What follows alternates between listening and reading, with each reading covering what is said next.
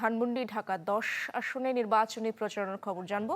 ধানমন্ডিতে যেতে চাই সহকর্মী ইমতিয়াজ মাহমুদ সেখানকার আপডেটগুলো রাখছেন। ইমতিয়াজ, জানাবেন, অভিজাত একটি এলাকা ধানমন্ডি, এখানকার মানুষ আসলে কি প্রত্যাশা ব্যক্ত করছেন সেই দাবিগুলো জানাবেন, এবং পাশাপাশি এখানকার যারা প্রার্থীরা আছেন তারা আসলে কি আশ্বাস দিচ্ছেন। রেইনবো অলরাউন্ডার এক্সটেরিয়র পেইন্ট বাড়ির বাহিরের দেয়ালের সুরক্ষা নিয়ে থাকুন নিশ্চিন্ত, সাথে পাচ্ছেন 10 বছরের ওয়ারেন্টি।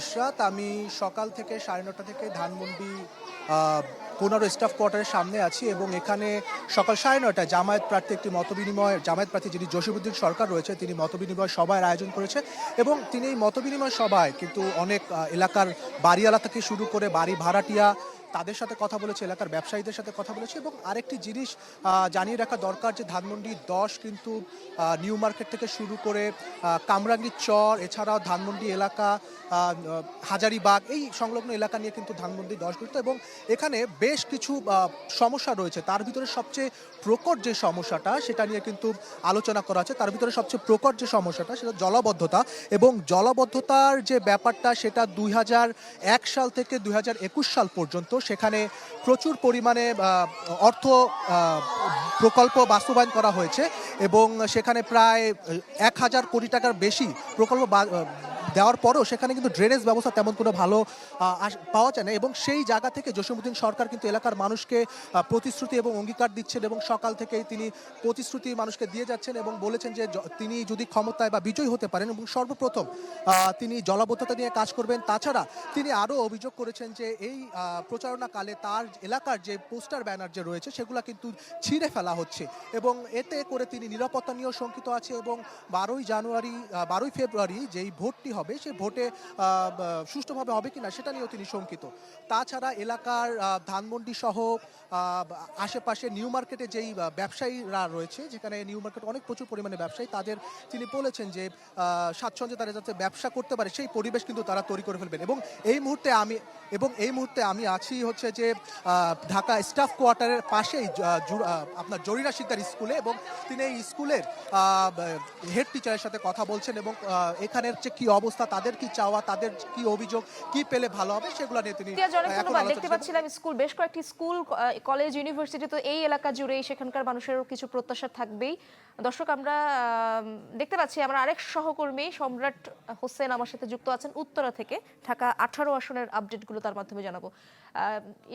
সম্রাট, দেখতে পাচ্ছি আপনার পেছনে মানুষ আসলে প্রচারণা চালাচ্ছেন, প্রার্থীদের দেখতে পাচ্ছি। সেখানকার প্রার্থীরা আসলে কি প্রতিশ্রুতি দিচ্ছেন আসলে ভোটারদের, সেই খবরগুলো জানাবেন। মূলত ত্রয়োদশ জাতীয় সংসদ নির্বাচনকে কেন্দ্র করে কিন্তু প্রার্থীদের ভোটের যে প্রচারণা সেটি কিন্তু একেবারে তুমুল পর্যায়ে এই মুহূর্তে, অর্থাৎ যে ভোটের আর মাত্র কয়েকদিন বাকি, এর মধ্যে কিন্তু প্রার্থীরা তাদের যেই ভোটার রয়েছে নির্বাচনী এলাকায় সেখানে কিন্তু তারা নানান প্রতিশ্রুতি দিচ্ছেন, ভোটারদের কাছে যাচ্ছেন, ভোট চাইছেন। বিশেষ করে আমরা এই মুহূর্তে রয়েছি ঢাকার 18 আসনে।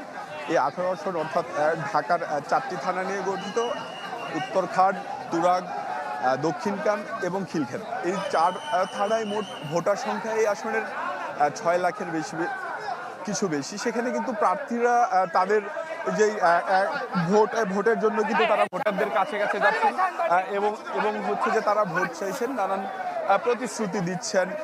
তারা প্রার্থীদের পক্ষ থেকে কিন্তু নির্বাচনের পরবর্তী সময়ের যে পদক্ষেপ কিংবা কার্যক্রম সেই বিষয়ে তারা নানান অঙ্গীকার দিচ্ছেন। পাশাপাশি নাগরিক সুবিধা থেকে শুরু করে যেসব সুবিধা রয়েছে নাগরিকদের, এই এলাকার ভোটারদের, তাদের বিষয়েও কিন্তু তারা কথা বলছেন কিংবা প্রতিশ্রুতি দিচ্ছেন। যেহেতু ত্রয়োদশ জাতীয় সংসদ নির্বাচনের বাকি মাত্র 9 দিন, সেই 12 তারিখ অর্থাৎ ফেব্রুয়ারির 12 তারিখ জাতীয় সংসদ নির্বাচন অনুষ্ঠিত হলে সেখানে কিন্তু আমরা দেখতে পাচ্ছি যে প্রার্থীরা হচ্ছে যে এখানকার যে ভোটাররা রয়েছেন, সাধারণ মানুষ, তাদের কাছে কিন্তু প্রচারণা চালাচ্ছেন, লিফলেট বিতরণ করছেন।